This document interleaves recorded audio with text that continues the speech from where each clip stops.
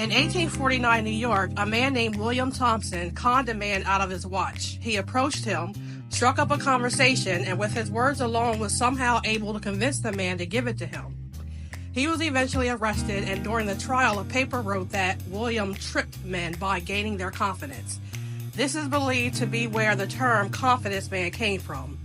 Of course, today we simply say con man, con artist, and of course there are con women.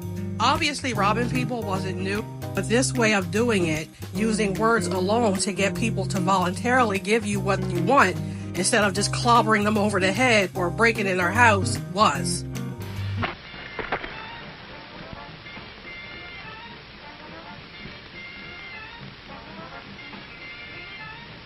I read that when they talk about confidence men from that time period, they tend to focus on white men because it was seen as a more sophisticated crime. So they didn't want to include black people in that. Of course, we know that there were black confidence men, and not because they were black, but because, one, they're human, and two, there are stories within black history of many people being conned.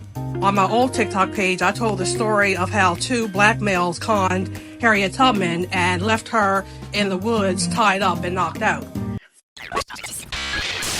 Harriet refused to give them the money until she saw the contents of the box/trunk.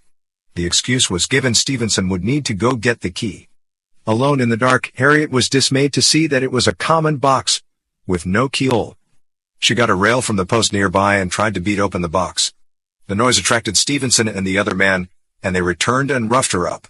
They bound her hands behind her back, gagged her and forcibly took the money, leaving her beaten unconscious.